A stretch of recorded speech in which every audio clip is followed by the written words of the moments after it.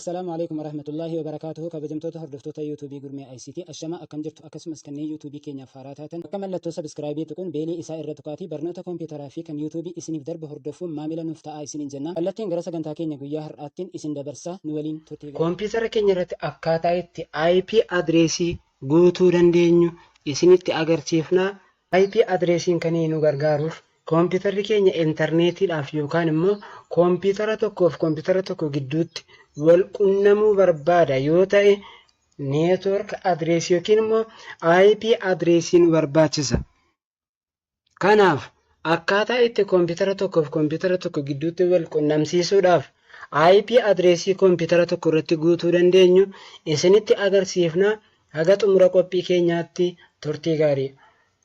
Jalqaba irratti asirraa bakka kana irratti network my network yookiin immoo network kan jedhu kana seenuu dandeenya.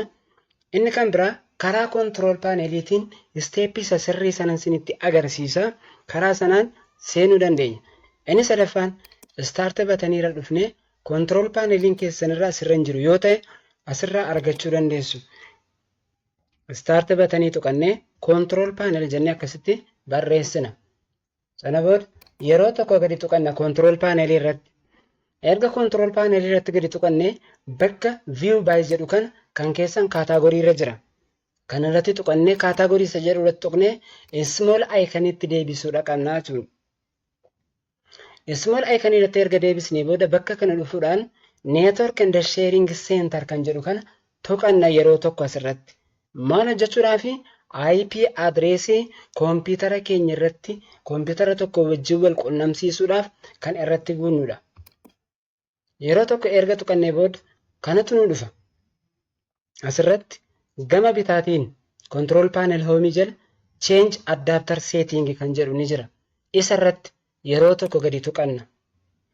Erga yeroo tokko gadi tuqannee hordoftoota keenya bakka kanatti kan mul'ataa jiru Wi-Fi fi Bluetooth network connection jechuudha.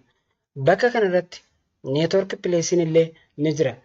Bakka kanarratti dhufuudhaan bakka Wi-Fi yookiin immoo network place kan jedhu jiru irratti dhuftaniiti property bakka jedhu kanarratti yeroo tokko tuqattu.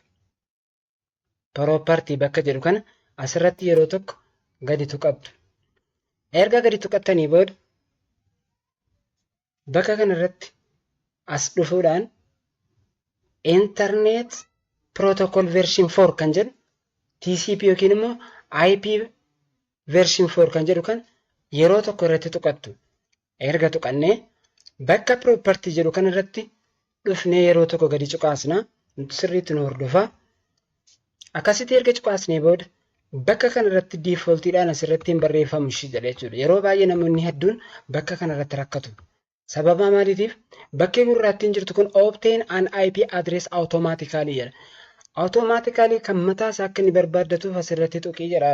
Nummoo guuttachuuf barbaaddanna waan ta'eef use the following IP addresses jettu fuuldura kanarratti bakka 0 sana irratti tuqanna.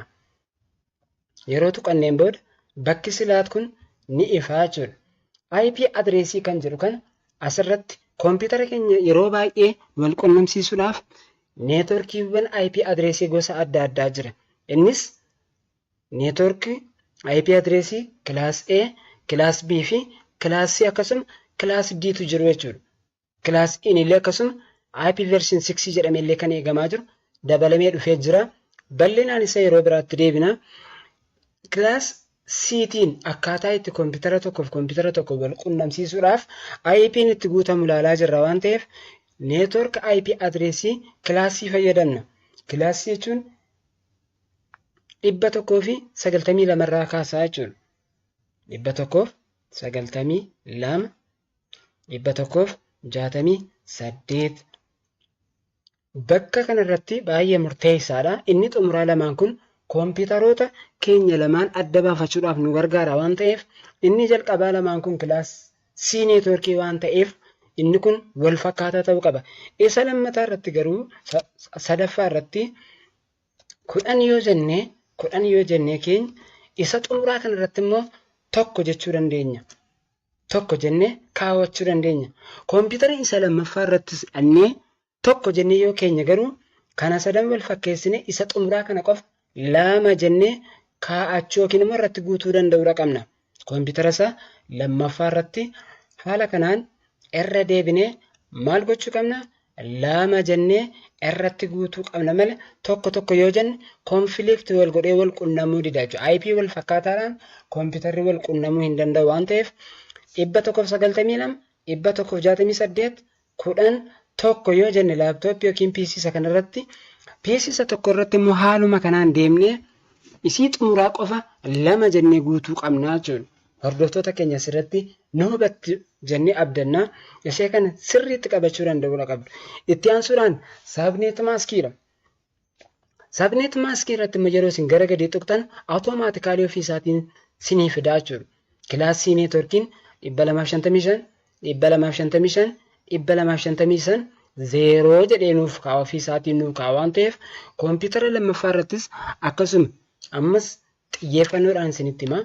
Koompitara isa jalqabaa irratti guutaa jiru kanarratti tokko yoo jenne isa xumuraa koompitara lammaffaa irratti immoo dhaqnee 2 jennee kaa'uudha qabna. Isii xumuraa kanaan adda baasuudha qabna maqaa koompiteraatiin jechuudha.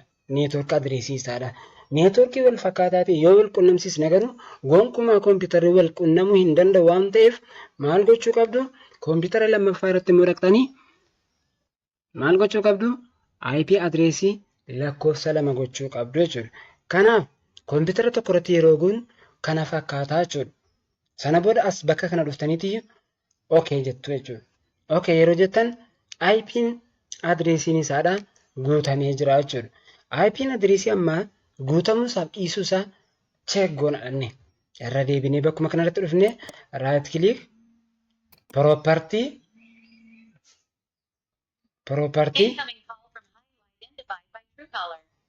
internet protocol version 4 jenne property yeroo tuqan kan guutame kan akkaataa kanatti nuuf fidaa jechuudha. Haala kanaan guutuu dandeenya sirriitti guunnee jirra jechuudha. Kanaaf koompitara jalqabaa irratti kana fakkaata yeroo guunnu. Egaan hordoftoota keenya koompitara isa lammaffaa irratti immoo yeroo guutuu barbaanne ammas dhaqnee maal goonaa? Koompitara isa lammaffaa irratti dhaqneetiyyuu